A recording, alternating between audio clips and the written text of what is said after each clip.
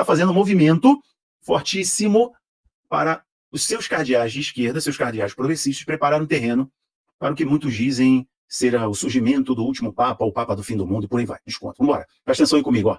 This is a partial list of his heresies. Just listen. There is no hell, according to Bergoglio. That's a Heresia de heresy. Bergoglio, ó. Atheists go to heaven. That's a heresy. Ateus vão para o inferno. God wants people to live in fornicatory concubinage to remain together in order to maintain family unity. That was in a document.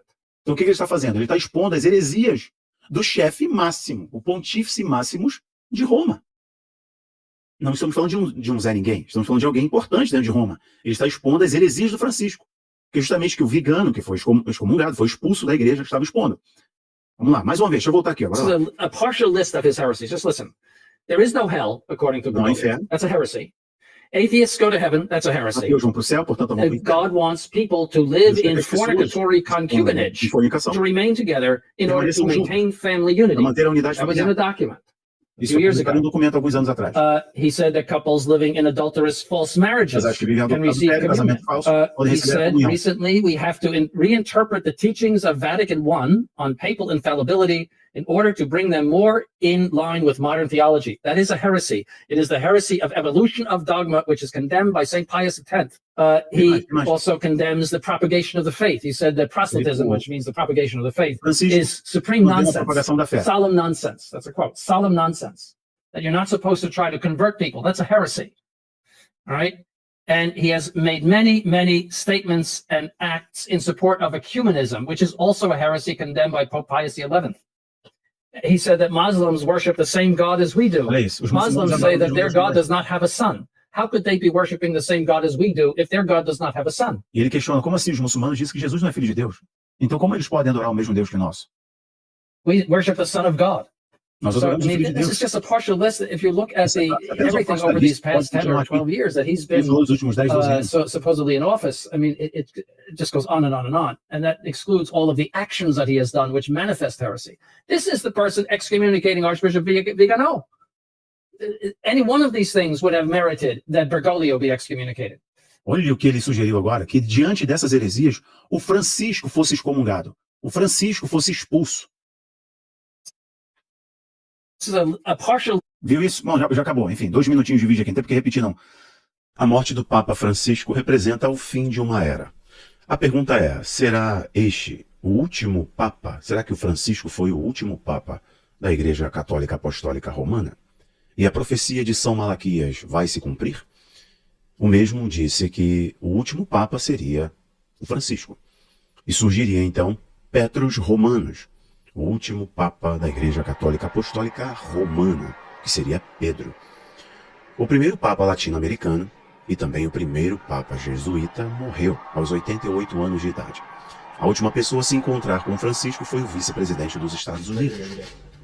E na ocasião, ambos trocaram presentes. Papa Francisco também apareceu no domingo de Páscoa, na Praça São Pedro, onde proferiu algumas palavras, abençoando a multidão que ali estava presente, a multidão de fiéis. Papa Francisco foi um homem extremamente alinhado às agendas mundiais. E a sua morte representa um evento significativo para o mundo, para o globo, alguns dizem para a escatologia. Os que acreditam que o anticristo vem de Roma, e por isso se apoiam em profecias de Lúcia, se apoiam nas profecias, nas visões de La Salette, acreditam que o anticristo vai se sentar no trono de Pedro, lá em Roma. E veem este evento, portanto, a passagem do Papa Francisco vê este evento como um grande sinal escatológico, um sinal do fim dos tempos ou do fim do mundo. Eu quero comentar essas coisas rápidas para vocês aqui. O que eu digo para vocês é que realmente a morte de um Papa é um evento de grande significado. O Papa não é a pessoa mais importante do mundo, mas é um dos líderes mundiais. E esses eventos mundiais sempre têm significado. O senhor, de 88 anos de idade, já estava com a saúde debilitada há bastante tempo. No mês passado, um jornal italiano chegou a dizer que o Vaticano já tinha dado a extrema unção ao Papa. Jornais aqui no Brasil repercutiram o assunto, eu até comentei com vocês, Mas, na sequência, uma semana, 2 semanas depois, o próprio Vaticano veio a público dizendo que a saúde do Papa melhorou, o quadro da doença regrediu e ele se recuperou, tanto que teve aparição pública principalmente agora na Páscoa, e com o vice-presidente dos Estados Unidos, né? Onde trocaram ali presentes, para ovo de Páscoa, o Papa deu ovo de Páscoa para os filhos do Vance, e de igual modo Vance, vice-presidente dos Estados Unidos, deu presentes para o Papa. Mas não é somente a morte do Francisco que se torna um evento que chama a atenção do mundo inteiro. No dia de hoje, dia 21 de abril de 2025, o fundador do Fórum Globalista, do Fórum Econômico Mundial, acaba de renunciar, também de 88 anos de idade. Klaus Schwab, o alemão socialista. Dois socialistas, né, deixaram o cargo. Um partiu, que é o Papa Francisco, totalmente inclinado às pautas globalistas, principalmente ligadas ao clima, ligadas a questões às pautas identitárias e por aí vai. Pautas que o Fórum de Davos sustentava. Francisco partiu.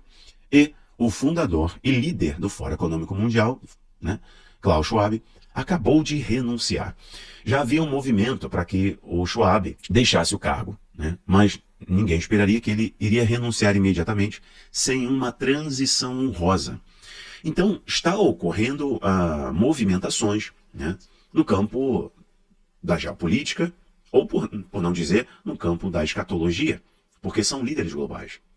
O Papa Francisco, por exemplo, vocês sabem, em nome das ideias, né, universalistas, globalistas da turma de Davos, fez mudanças no próprio Vaticano, né?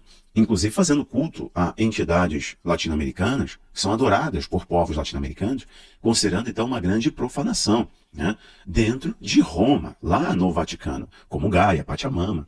Fez moeda, cunhou moeda em homenagem à Mãe Terra, uma divindade responsável pelo cuidado da Terra, pela criação e manutenção da Terra. Este evento em si, né, a morte do Papa Francisco, tem significado, tem bastante significado. Há uma profecia, né, conhecida como a profecia de São Malaquias, que ela diz, né, e muitos a interpretam dessa maneira, tá, que o Papa Francisco seria o último Papa. E depois do Papa Francisco, se levantaria o Papa da Grande Tribulação. E este Papa iria levar a igreja, conduzir a igreja romana no seu período mais tenebroso, que seria o período que enfrentaria a perseguição do anticristo.